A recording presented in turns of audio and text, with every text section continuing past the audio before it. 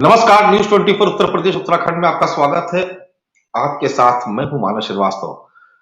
आज की चर्चा की हम शुरुआत करें इससे पहले एक सुखद सूचना अपने न्यूज 24 उत्तर प्रदेश उत्तराखंड के दर्शकों को देना मैं जरूरी समझता हूं। कल शाम को इसी वक्त 4 बजे हम लोगों ने एक बहस की शुरू की थी और बहस में हमने 60,000 पुलिस कर्मियों की उत्तर प्रदेश में जो भर्ती होनी है उसमें एज का यानी आयु निर्धारण का मुद्दा उठाया था। दरअसल हमने ये सवाल उठाया था कि 5 साल तक भर्ती की प्रक्रिया रुकी रही। ऐसे में 2018 के से पहले जो लोग अंडर एज थे, जो पुलिस अभ्यर्थी इस परीक्षा के, वो दरअसल 2023 के खत्म होते होते ओवर एज हो गए। ऐसे में उन अभ्यर्थियों का, उन छात्रों का, उन युवाओं का क्या कसूर जो बीते कई वर्षों में से यूपी पुलिस में भर्ती होने का सपना देख रहे थे, उसकी तैयारी कर रहे थे। हमने इस चर्चा को उठाया और हमारे अलावा किसी भी दूसरे मीडिया के प्लेटफॉर्म ने इस मुद्दे को छूना भी उचित नहीं समझा। लेकिन युवाओं की समस्याओं को हमने कल पूरी मजबूती के साथ उठाया। शाम तक एक सूचना आई कि उत्तर प्रदेश की योगी सरकार ने आयु सीमा में 3 साल तक की वृद्धि कर दी है। यानी जो 22 साल तक की जो एज थी उसको अधिकतम उसको 25 वर्ष तक कर दिया। यानी वो तमाम ऐसे अभ्यर्थी अब इस परीक्षा में भाग ले सकेंगे जो ओवर एज होने की वजह से इस परीक्षा में भाग लेने से वंचित रह सकते थे। तो ये सूचना मैंने देना जरूरी समझा, इसलिए आप सभी दर्शकों के माध्यम से मैं चाहता हूं कि जितने भी अभ्यर्थी हैं उन तक ये जानकारी पहुंचे, ताकि वो आज से, चूंकि आवेदन की प्रक्रिया शुरू हो गई है, तो वो यूपी पुलिस में आवेदन करें, भर्ती के लिए तैयारी करें और कड़ी मेहनत और लगन के साथ अगर वो पढ़ाई करेंगे, परीक्षा को पास करेंगे, तो यूपी पुलिस में भर्ती होने का एक सुनहरा मौका है और इस मौके का वो लाभ उठा सकते हैं। चलिए, ये तो कल की बात हुई, लेकिन आज हम बात कर रहे हैं अयोध्या में प्राण प्रतिष्ठा के निमंत्रण को लेकर छिड़ी हुई सियासत की। दरअसल 22 जनवरी को अयोध्या में भगवान श्री रामलला के भव्य मंदिर के उद्घाटन के साथ ही वहां भगवान श्री रामलला की मूर्ति की प्राण प्रतिष्ठा का कार्यक्रम भी होना है। देश दुनिया से तमाम खास मेहमानों को आमंत्रित किया जा रहा है।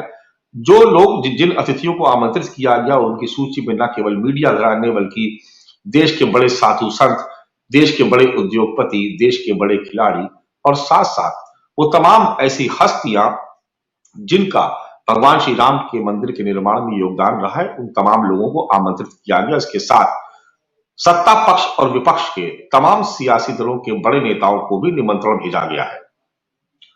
जिनको निमंत्रण मिला उसमें से तमाम ऐसे हैं जो वहां पर जाने से इनकार कर रहे हैं और बहुत सारे सियासी दल ऐसे हैं जिनको निमंत्रण नहीं मिला, वो निमंत्रण का इंतजार कर रहे हैं और कह रहे हैं कि अगर उन्हें न्योता नहीं भी आया तो वो प्राण प्रतिष्ठा के बाद दर्शन करने के लिए जाएंगे। उस तरीके से सरकार को कटघरे में खड़ा कर रहे हैं। समाजवादी पार्टी के सांसद है शफीकुर रहमान बर्क, उनका बयान आया, उन्होंने कहा कि अगर निमंत्रण मिला तो भी मैं नहीं जाऊंगा। उत्तर प्रदेश कांग्रेस के अध्यक्ष अजय राय ने कहा अगर निमंत्रण मिला तो मैं तो जरूर जाऊंगा। समाजवादी पार्टी की ही बड़ी नेता और सांसद डिंपल यादव कह रही हैं कि उन्हें निमंत्रण का इंतजार है, अगर निमंत्रण नहीं आता है तो प्राण प्रतिष्ठा के बाद दर्शन करने अयोध्या जरूर जाएंगी। शिवपाल सिंह यादव कह रहे हैं कि निमंत्रण उनको भी मिलना चाहिए, उनको क्यों नहीं दिएगा, विपक्ष के सभी नेताओं को बुलाया जाना चाहिए। भारतीय जनता पार्टी के एक सांसद है सुब्रत पाठक, वो कह रहे हैं कि समाजवादी पार्टी को बिल्कुल भी ना बुलाया जाए क्योंकि इनके हाथ तो कार सेवकों के खून से रगे हुए हैं। तो पहले वो माफी मांगे, तमाम सारी शर्तें रख दी उन्होंने। तो भगवान राम के काज में निमंत्रण को लेकर के जो सियासत छिड़ी हुई है, इससे क्या सियासी लाभ, क्या सियासी नफे नुकसान का आकलन किया जा रहा है सियासी दलों की तरफ से या नेताओं की तरफ से, ये तो वही जानते हैं। लेकिन इतना जरूर है कि बीते 3 दशक तक देश और उत्तर प्रदेश की राजनीति का केंद्र रही अयोध्या, और अब जब वो शुभ घड़ी आ गई है कि भगवान श्री रामलला के मंदिर में मूर्ति की प्राण प्रतिष्ठा होनी है, उस वक्त भी सियासत इस पर जमकर छाई हुई है। तो चलिए इस चर्चा की शुरुआत करते हैं। तमाम खास मेहमान हमारे साथ जुड़े हुए हैं, आप सभी का उनसे परिचय करवाते हैं, फिर सभी का पक्ष जानने की कोशिश करेंगे और जानने समझने की ये भी कोशिश करेंगे कि आखिर इस सियासत का मकसद क्या है, किसको लाभ, किसको नुकसान। तो समाजवादी पार्टी से कीर्ति पांडे जी हमारे साथ इस चर्चा में भागीदारी कर रहे हैं। बहुत स्वागत है आपका। भारतीय जनता पार्टी से हरीश श्रीवास्तव जी, वरिष्ठ प्रवक्ता है। सीनियर लीडर हैं, वो भी इस चर्चा में भागीदारी करें, उनका भी बहुत स्वागत है। वरिष्ठ पत्रकार प्रमोद गोस्वामी जी 4 दशक से उत्तर प्रदेश और देश की सियासत पर बखूबी नजर रखे हुए हैं। उनसे भी हम उनकी भी राय जानने की कोशिश करेंगे। और आलोक पांडे जी जो राजनीतिक विश्लेषक है, वो भी इस चर्चा में हमारे साथ शिरकत कर रहे हैं। आप सभी खास मेहमानों का बहुत बहुत शुक्रिया। कीर्ति निधि जी के पास चलते हैं। कीर्ति निधि जी, आप देख रहे हैं कि किस तरीके की बयानबाजी हो रही है, खेमा चाहे समाजवादी पार्टी को हो का हो या बीजेपी का या कांग्रेस का। अभी तक तो अयोध्या पे सियासत होती थी, अब निमंत्रण पे भी सियासत शुरू हो गई है। देखिए मानस जी, सबसे महत्वपूर्ण बात यह है कि भगवान राम की प्राण प्रतिष्ठा होनी है 22 जनवरी जी। और जो मंदिर निर्माण ट्रस्ट के मेंबर्स हैं, सदस्य हैं, मंत्री हैं चंपक राय, उनके द्वारा देश के तमाम मुख्य अतिथि से लेकर के विशिष्ट अतिथि और तमाम लोगों को निमंत्रण भेजे जा रहे हैं। अब सवाल है कि आप जैसे वरिष्ठ पत्रकार या किसी चैनल के पत्रकार अगर ये सवाल किसी से पूछेंगे विपक्षी दल के लोगों से कि आप भगवान राम की प्राण प्रतिष्ठा में जाएंगे कि नहीं जाएंगे, तब ये सवाल खड़ा होता है कि कहना पड़ता है कि अगर निमंत्रण मिलेगा तो जाएंगे और नहीं निमंत्रण मिलेगा तो उसके बाद जाएंगे, क्योंकि भगवान राम तो सबके हैं, किसी एक व्यक्ति के हो नहीं सकते। अब कई सवाल है इसमें। मैं तो भगवान राम की उसी मर्यादा से जुड़े एक बात का जिक्र करूंगा मानस जी, कि जब भगवान राम को श्रीलंका पे चढ़ाई करनी थी, राम सेतु पे बांध बनाना था, तो रामेश्वरम में भगवान शिव की स्थापना किया था भगवान राम ने। और उस समय ब्राह्मण थे रावण जो स्थापना कराए थे, लेकिन बिना पत्नी के धार्मिक अनुष्ठान पूर्ण नहीं हो सकता, इसलिए उन्होंने माता सीता को अपने साथ लाया था हरण करने के बाद भी, और स्थापना कराने के बाद अपने साथ वापस ले गए। आज तो उस भगवान राम की जिसने मर्यादा का पालन किया, नियम का पालन किया, जिस भगवान मर्यादा पुरुषोत्तम राम की स्थापना की बात है, उसमें मुख्य अतिथि प्राण प्रतिष्ठा के वो व्यक्ति हैं जो अकेले प्राण प्रतिष्ठा करेंगे। कैसे पूर्ण होगा जब? एक तो जल्दबाजी है चुनाव की, 2022 से पहले करना है, आधे अधूरे मंदिर के निर्माण के साथ प्राण प्रतिष्ठा करनी है, और दूसरे आधे अधूरी प्राण प्रतिष्ठा भी करनी है बिना पत्नी के। मैं तो मानस जी आपके माध्यम से अनुरोध करूंगा देश के माननीय प्रधानमंत्री जी से कि बिना पत्नी के प्राण प्रतिष्ठा पूर्ण नहीं होती। सांसदी के पर्चा दाखिला के वक्त कॉलम में आप अपने पत्नी का नाम भरते हैं, मेरा अनुरोध है कि उनके साथ आइए और इस सनातनी व्यवस्था के तहत जो व्यवस्था बनी है, जिसका पालन मर्यादा पुरुषोत्तम भगवान राम ने भी किया, उसका पालन आप भी करें। चलिए, आपने भी एक नया सियासी कार्ड आपने खेल दिया और एक तरीके से आप सियासी कार्ड नहीं मानस जी, कोई सियासी कार्ड नहीं। आप भी रामायण को बेहतर तरीके से जानते हैं और मुझे भी लगता है कि थोड़ा बहुत तो मैं जानता ही हूँ, ज्यादा नहीं तो थोड़ा बहुत जानता हूँ। हमारे विशेषज्ञ भी इस बात को जानते हैं कि रामेश्वरम में भगवान शिव की स्थापना जब करना था तो मर्यादा पुरुषोत्तम राम के साथ सीता जी नहीं थी। अच्छा कीर्ति जी, ये बताइए, सीता जी को लेके आए, ये बताइए कि सुब्रत पाठक जो बीजेपी के सांसद हैं, वो ये कह रहे हैं कि समाजवादी पार्टी को बुलाना ही नहीं चाहिए क्योंकि इनके तो हाथ कार सेवकों के खून से रंगे हुए, गोलियां चलवाई थी आपकी सरकार में कार सेवकों को, तो आपको तो बुलाना ही नहीं चाहिए। देखिए, इसमें सवाल यह है कि गोलियां चलना कानून व्यवस्था का प्रश्न है, और जहां तक उस वक्त का जिक्र करेंगे मानस जी, तो हमें लगता है उस वक्त भी आप पत्रकारिता से जुड़े रहे होंगे।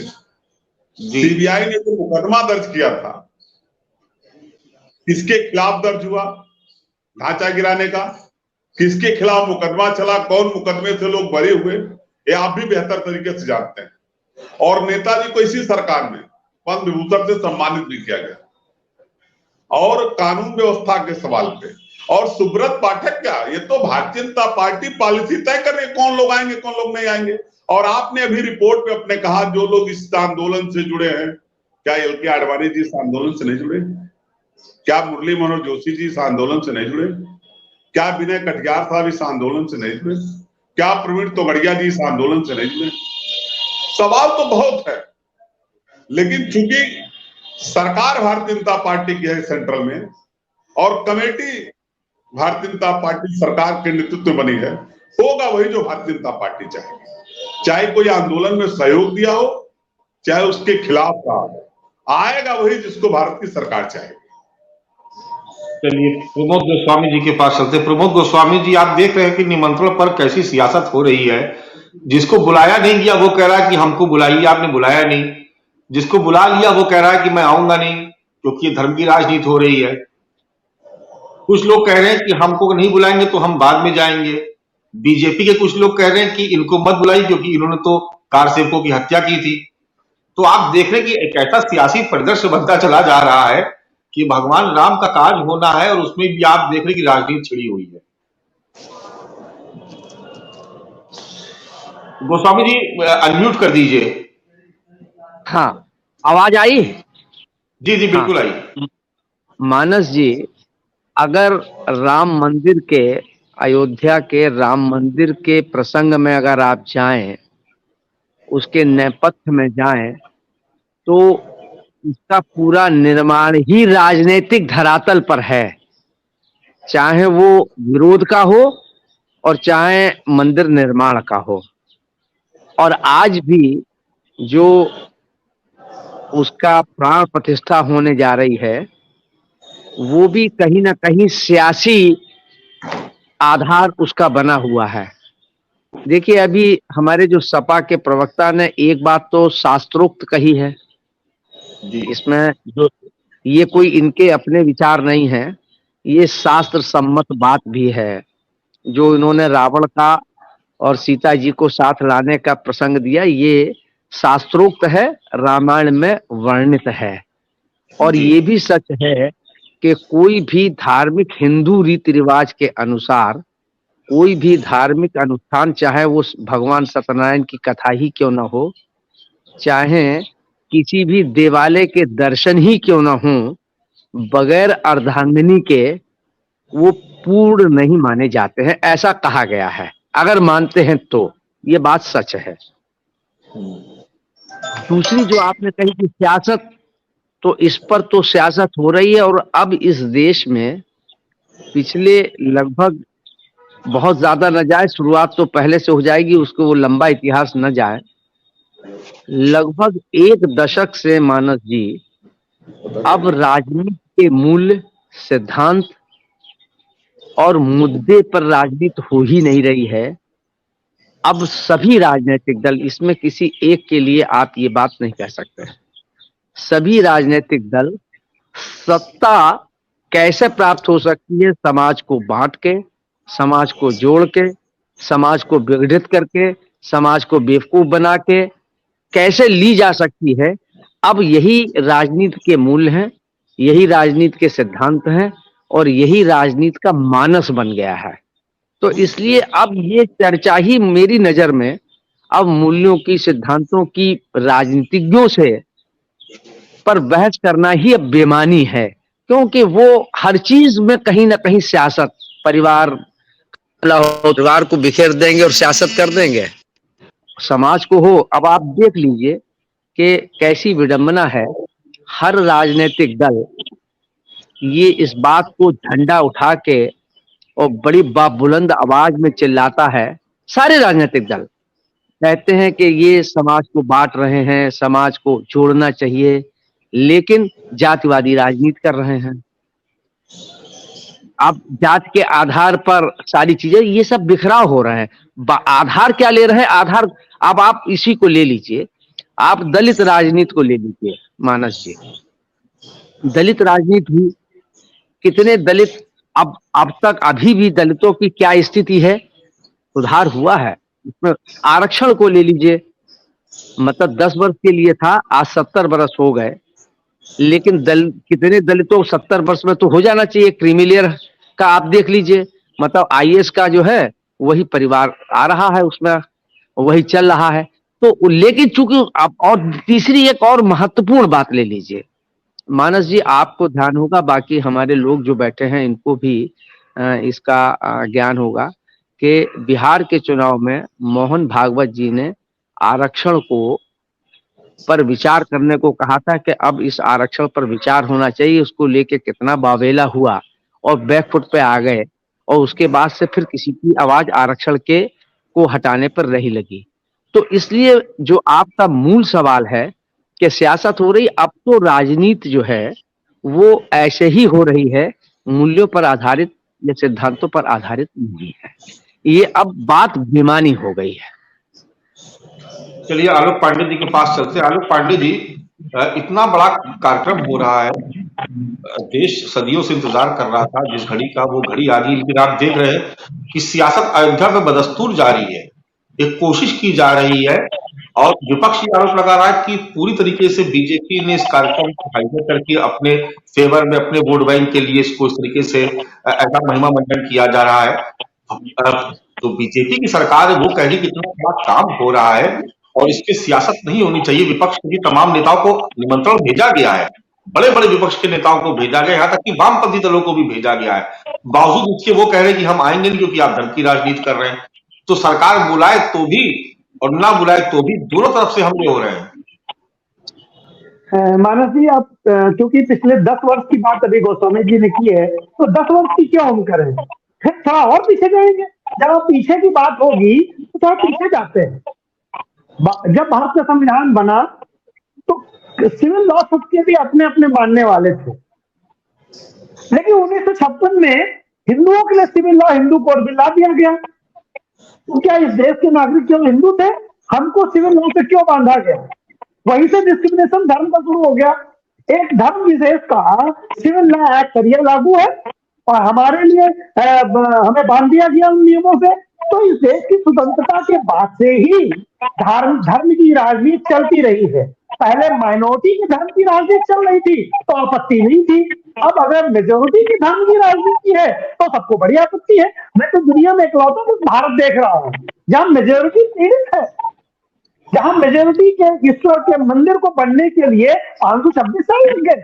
आइए दुनिया के दूसरे देशों में किसी के चर्च को 1500 साल पुरानी चर्च को मस्जिद बना दिया गया। किसी ने चूक किया, उस देश के अंदर भी नहीं और उस देश के बाहर भी नहीं। तो हिंदू क्योंकि पोलाइट है, हिंदू सहिष्णु है, तो आप उसके धर्म को, कोई कह दे रहा मक्का में एक मंदिर बन जाएगा, शौचालय बन जाए मक्का में, नहीं बन सकता। लेकिन राम मंदिर में कोई कहता है शौचालय बन जाता है, कोई कहता है हॉस्पिटल बन जाए, कोई कहता है कि हमारी नानी और दादी कहती कि हम तो हमारा भगवान ऐसी जगह हो ही नहीं सकता। तो ये राजनीति है और मेजॉरिटी ऑफ द पीपल को चिढ़ाने वाली राजनीति। इन जितने भी दलों ने राम का विरोध किया, आज वो सब सियासत के कोने पे खड़े हैं, कितना भी चिल्लाते रहे। अगर जो इस देश में राम का विरोध करेगा वो सियासत के एक लाइन के किनारे खड़ा हो जाएगा।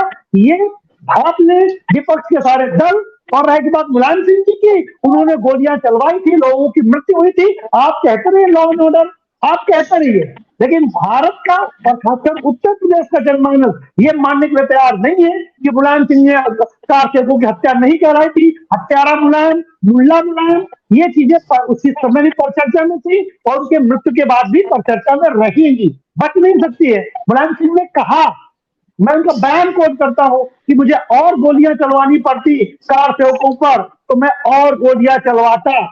यह बयान भी है कि उन्हें मरवाने के लिए, हिंदुओं की हत्या कराने के लिए कोई संकोच नहीं था मुलायम सिंह जी को। माफ कीजिएगा, वो स्वर्ग में है, नर्क में हूं, लेकिन नेता जो करके जाता है मरने के बाद भी उसका पीछा नहीं छोड़ता। तो मुलायम सिंह जी ने अपनी राजनीति के लिए, अपने वोट बैंक के लिए हिंदुओं की हत्या करवाई थी और उन्होंने उसे स्वीकार भी किया था। अब रह गई बात यह कि मोदी जी अपनी पत्नी के साथ, तो गोस्वामी जी ने कहा, वो बात मैं मानता हूं। मैं धार्मिक विशेषज्ञ नहीं हूं, मुझे धर्म का एक भी ऐसी चीजें नहीं पता जिसमें मैं टिप्पणी करूं, लेकिन मैं ये कहता हूं कि समाजवादी पार्टी जरा अपने मौर्य जी को रोक ले, उनको रोके। अगर भगवान राम पर थोड़ा भी सीरियस है तो थोड़ा उनको रोक ले, कम से कम धर्म के आदर की बात अगर करें तो जरा नॉर्मल बातें भी मान लिया करें। नॉर्मल ये है कि करोड़ों लोग भगवान को राम मानते हैं और भगवान राम को भगवान मानते हैं, और तुलसी कृत रामायण एक ऑथेंटिक किताब मानी जाती है और वो करोड़ों लोगों के दिलों पर राज करती है। उसको लेकर के, धर्म को लेकर के जिस तरह की स्वामी मौर्य जी बयान कर रहे हैं, स्वामी प्रसाद मौर्य समाजवादी पार्टी के लिए एक दो सीट से ज्यादा लोकसभा चुनाव में ये सीटें जीतने की स्थिति में नहीं आएंगे। और अगर मौर्य जी को ऐसे ही अखिलेश भैया पुट देते रहे कि हाँ तुम कहते रहो तो हम पंडितों का सम्मेलन करेंगे, तो इनकी दुर्दशा और बुरी होगी। भारतीय जनता पार्टी 2 सीटों से चली थी, राम के सहारे 303 हो गई। आप कहते रहिए, और आप कहां खड़े होंगे राम का विरोध करके? देखिए, जब विपक्ष को आमंत्रित नहीं किया गया था, बोले साहब हमको बुलाया नहीं। अब बुला लिया तो विपक्ष की हिम्मत नहीं, जिनको बुला लिया क्यों जाने की हिम्मत कर सके, लोगों ने मना करना शुरू कर दिया। आप क्या संदेश देना चाहते हैं इस देश के 80% पॉपुलेशन को कि भगवान राम का मंदिर बन रहा है, आप इसलिए नहीं जाएंगे क्योंकि मोदी जी के साथ उनकी पत्नी नहीं है, आप इसलिए नहीं जाएंगे? आप ये कहना चाहते हैं? आप ये कहना चाहते हैं कि धर्म का विधि विधान क्यों नहीं हो रहा, तो आप नहीं जाएंगे? तो फिर चुनाव में कहिएगा बीजेपी पीला चावल लेके घर घर घूमेगी, और उस पीले चावल का कार्ड विपक्ष के पास नहीं है। अभी भारत जोड़ो वो कौन सी यात्रा शुरू हो रही मणिपुर से, वो यात्रा भी कांग्रेस की और विपक्ष की रोटियां न बचा पाएगी, मैं स्पष्ट बता दे रहा हूं। इसलिए अभी भी मैं वक्त से विपक्ष से भगवान राम का, हिंदुओं का अपमान करना, अपने जो दाएं बाएं हाथों से स्वामी जैसे नेताओं से, मौर्य जैसे नेताओं से अपमान कराना बंद कर दीजिए, नहीं तो सिर्फ और सिर्फ आप बैंक में हंसते रह जाएंगे, वोट न मिलेगा, आपकी हालत बहुत खराब हो जाएगी। जी प्रमोद गोस्वामी जी कुछ जी कीर्ति जी आपके पास है, प्रमोद गोस्वामी जी कुछ कहना चाहते हैं, 1 मिनट सुन लेते हैं उनकी बात, फिर आपसे रिएक्शन लेता हूं मैं। जी मानस जी, अभी जो हमारे भाजपा के प्रवक्ता ने कहा ये बात सही है, हिंदू कोड बिल की जो बात करी ये आ रही है। मेरा आशय जो 10 वर्ष से था वो किसी कार्यकाल को लेके नहीं है, सारे राजनीतिक दलों के लिए था। एक तो स्पष्टीकरण ये है, ये खाली ऐसा नहीं है कि भाजपा की सरकार आने पर ये स्थिति हुई है। ये पहले आप ये देख लीजिए, मैं मूल्यों सिद्धांतों की जो मैंने बात कही वो खाली एक उदाहरण मैं आपको दे दूं कि डॉक्टर लोहिया की उस समय कांग्रेस का रिजीम था, और जो आज भाजपा का है उससे ज्यादा कांग्रेस का रिजीम था। और केरल में फायरिंग हुई थी और उसमें एक व्यक्ति की मतलब गोली लगने से मृत्यु हो गई थी। डॉक्टर राम मनोहर लोहिया ने अपनी पिल्लई सरकार को ये निर्देश दिया दिल्ली से कि आपको नैतिक आधार पर तत्काल इस्तीफा दे देना चाहिए। उस समय गैर कांग्रेस की सरकार बनना अचूबा हुआ करती थी, और तब वहां केरल में समाजवादी पार्टी की सरकार बनी थी और पिल्लई मुख्यमंत्री थे, और फायरिंग हुई थी, उसमें एक व्यक्ति मरा था और इस्तीफा दिलवा दिया था उन्होंने। ये मूल्य और नैतिकता थी। मेरा आशय कहने का ये है कि ये नैतिकता मूल्य अब राजनीति से तिरोहित हो गए हैं। मेरा आशय सिर्फ ये है, अब मूल्यों की राजनीति नहीं रह गई है। अब सत्ता को प्राप्त करने के लिए एन केन प्रकारेण चाहे कुछ भी करना चाहे, समाज को बांटना पड़े चाहे परिवार को बांटना पड़े, ये मेरी चिंता का विषय या मेरे कहने का आशय। आपको भी दे देता हूं उसी समय का। अब आपने उत्तर दिया, मुझसे पहले लीजिए। 1977 में जनता पार्टी की सरकार बनी, बड़ी मूल्यों की सरकार थी, जेपी ने आंदोलन चलाया था ना, बहुत मूल्यों की सरकार थी। एक हफ्ते के अंदर वो मूल्य तिरोहित हो गए थे, भ्रष्टाचार से लेकर के, और सारी कमियां कांग्रेस से ज्यादा जनता पार्टी में आ गई थी। और विदेशों में पार्टी करना, बड़े बड़े आयोजन करना और पैसा इकट्ठा करना, ये जनता पार्टी के समय में विद इन 7 डेज, 7 दिन के अंदर वो जनता पार्टी जो नैतिक मूल्य के आधार पर आई थी, वो उसने देश को नष्ट करना शुरू कर दिया था।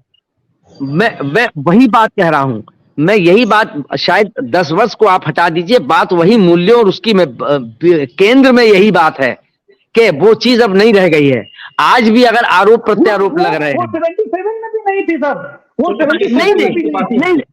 नहीं आशय उसको देखिए, इस पे हमें शायद डिबेट की सार्थकता इसमें है कि हम इस पर नहीं जा रहे हैं कि इन्होंने क्या किया उन्होंने क्या। मैं एक पत्रकार हूं, एक किसी राजनीतिक दल का प्रतिनिधि नहीं हूं, मैं एक खाली राजनीति नहीं हूं भैया, देख लीजिएगा थोड़ा सा। अच्छा, हो सकता है मैं चूंकि नहीं देख समझ पा रहा हूं आप कौन है, मैंने तो एक प्रतीकात्मक बात कही है। तो डॉक्टर आलोक पांडे जी राजनीतिक विश्लेषक के तौर पर हमारे साथ जुड़े हुए हैं प्रमोद जी। जी, अच्छा, मुझे नहीं मालूम था, मैंने इसीलिए मैंने भाजपा शब्द जोड़ा उसमें। वो मेरा आशय ये नहीं। और देख लीजिए, दूसरी बात और है, आप ये अगर उसका बहुसंख्यकों का तुष्टीकरण के नाम पर जो वो किया गया, तो आज उसकी परिणति भी आप देख लीजिए क्या है।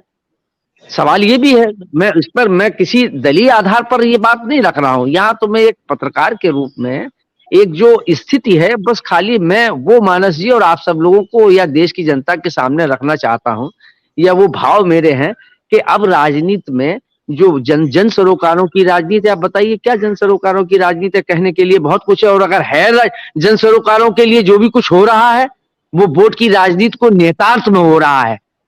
अगर वो हट जाए तो शायद ये भी ना हो। तो बहुत सी चीजें हैं। मुझे भी लगभग 40 वर्ष हो गए और मैंने राजनीति को बहुत नजदीक से देखा है, समझा है और जाना है। तो इसलिए ये जो भी चीजें हो रही हैं, वो अब राजनीति के मूल्य ही बदल गए। मेरे कहने का आशय सिर्फ ये है। चलिए कीर्ति निधि जी के पास चलते हैं। कीर्ति निधि जी आपको जवाब देना चाह रहे थे आलोक पांडे जी की बात का, आप कंटिन्यू कर सकते हैं। देखिए मानस जी, आलोक जी राजनीतिक विश्लेषक हैं। प्रमोद जी ने गलती से कहा, लेकिन कुछ भाव तो वही है जो वक्तव्य उनके हैं। स्वामी प्रसाद मौर्य उनको याद है, मुलायम सिंह जी का कृत्य याद है उनको, लेकिन संजय निषाद उनको कभी नहीं याद आते। संजय निषाद ने उसी अयोध्या में, उसी फैजाबाद की जनपद में क्या वक्तव्य दिया जी, बड़ा विवादित सवाल खड़ा किया, भगवान राम के अस्तित्व पे सवाल किया गया। लेकिन ये बात आलोक पांडे जी को कभी याद ही नहीं आता। राजनीतिक विश्लेषक कम भारतीय जनता पार्टी के प्रवक्ता ज्यादा लगते हैं, सब बात याद है, लेकिन भगवान रामायण की वो बात इनको नहीं याद है जब रामेश्वरम में भगवान शिव की स्थापना हुई।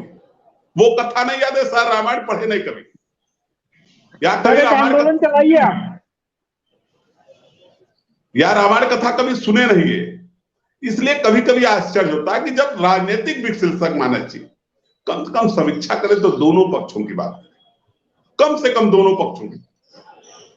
और मैंने तो कहा कि जो सरकार लगातार नेताजी पे आरोप लगाती रही, उसी सरकार ने पद्म विभूषण से सम्मानित किया नेताजी को मरणोपरांत। क्यों सम्मानित किया? अगर इतने बुरे थे मुलायम सिंह यादव जी, और मैं तो कह रहा हूं आलोक जी को इस पे वक्तव्य देना चाहिए कि एल के आडवाणी जी को आना चाहिए कि नहीं आना चाहिए। मोदी जी कह रहे पत्नी छोड़ दिए हैं, सांसदी के जब जब पर्चे दाखिले होते हैं 2014 के बाद, जब कानून बना के अपनी पत्नी अपने बच्चों का विवरण देना उसमें, तो पत्नी के कॉलम में अगर पत्नी नहीं है तो नाम क्यों भरते हैं? और अगर नाम भरते हैं तो उनके साथ आने में क्या दिक्कत है? और जिस मर्यादा पुरुषोत्तम भगवान राम की प्राण प्रतिष्ठा की बात हो रही है, मैं तो उसी मर्यादा पुरुषोत्तम राम की मर्यादा की बात कर रहा हूं। क्यों नहीं होना चाहिए ऐसी? और आलोक जी को यह भी स्पष्ट करना चाहिए, क्या मुरली मनोहर जोशी, प्रवीण तोगड़िया, एल के आडवाणी, विनय कटियार जैसे तरीके तमाम हजारों हजार लोग जो देश में पड़े हैं, क्या उनको आमंत्रण गया? क्या जो लोग शहीद हुए थे, मानस जी बहुत बड़ा सवाल है जी। आप भी इसको पता करिएगा, जो कार सेवक शहीद हुए उस ढांचे को गिराने में, क्या उनके परिवार को निमंत्रण गया क्या आज तक? गया है जी, उनके परिवार को गया है। नहीं गया है जी, परिवार को निमंत्रण गया है। आपको बता रहा हूं, मैं करेक्ट कर दूं आपको, जो शहीद हुए थे उनके परिवार को बाकायदा निमंत्रण गया, जिसमें कोठारी बंधु भी शामिल है। ठीक है, बढ़िया है क्या? लेकिन और जो सवाल मेरे हैं, आडवाणी जी, कटियार जी, एल के आडवाणी जी को भी गया है, मुरली मनोहर जोशी जी को भी गया है, जितना मेरे पास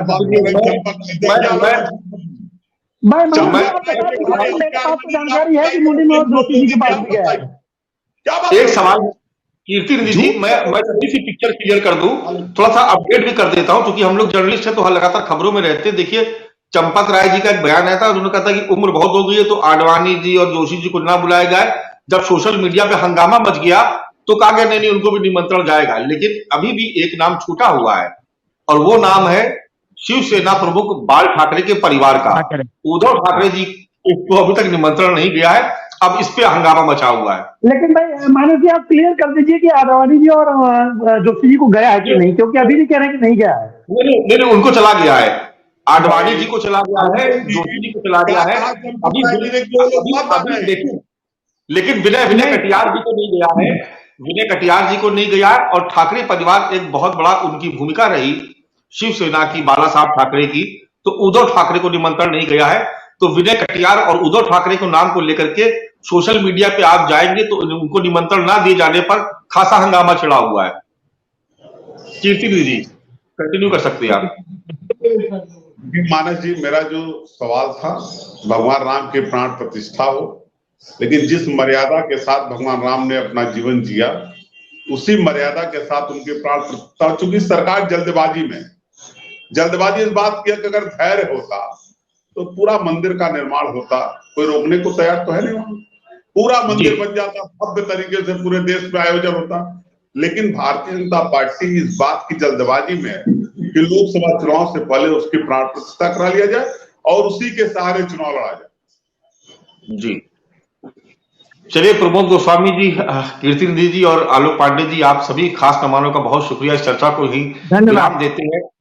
कोशिश यही होनी चाहिए कि मर्यादा पुरुषोत्तम भगवान श्री राम का मंदिर बन रहा और उस पर सियासत ना हो तो बेहतर हो। श्रद्धा भाव से सभी लोग जाएं, दर्शन पूजन करें, इस कार्यक्रम में शामिल हो, इस समारोह में शिरकत करें। निश्चित तौर पर यह अच्छा नहीं होगा कि इस पर भी सियासत की जाए। सरकार की तरफ से, ट्रस्ट की तरफ से तमाम लोगों को निमंत्रण जा रहा है। जिनको निमंत्रण गया वो भी सियासत कर रहे हैं, जिनको नहीं गया वो भी सियासत कर रहे हैं। खास बात यह है कि सत्ता पक्ष के लोग भी ये कह रहे हैं, उसमें से तमाम लोग, कि इनको ना बुलाया जाए या उनको बुलाया जाए, खासतौर से समाजवादी पार्टी को टारगेट पे रख करके, क्योंकि कार सेवकों की हत्या का मामला उठा करके जोर शोर से कह रहे कि पहले माफी मांगे फिर उनको निमंत्रण दिया जाना चाहिए। तो इस तरीके से सियासत हो रही है। ऐसे में प्रधानमंत्री का दौरा भी अभी होना है 30 तारीख को। बहुत सारी सौगात मिलनी है, इंटरनेशनल एयरपोर्ट मिलना है, 2 वंदे भारत ट्रेन मिलेंगी, बहुत वृहद स्तर पर तैयारी चल रही है। हजारों करोड़ रुपए की विकास परियोजनाओं की शुरुआत होगी। पूरी अयोध्या का जो नक्शा है इस तरीके से बदला जा रहा है। पूरी भव्य अयोध्या, नव अयोध्या के नाम से सरकार एक स्लोगन देकर के पूरी अयोध्या के विकास को लेकर के काम कर रही है और एक उत्सव जैसा माहौल, राममय माहौल अयोध्या में बना हुआ है। ऐसे में राम के नाम पर सियासत कितनी वाजिब है और कितनी गैर वाजिब, ये आम जनता ही तय करेगी। चलिए, आज इस चर्चा को ही समाप्त करते हैं। कल फिर किसी नए विषय के साथ आप सभी के सामने फिर से हाजिर होंगे। तब तक के लिए इजाजत दीजिए। नमस्कार।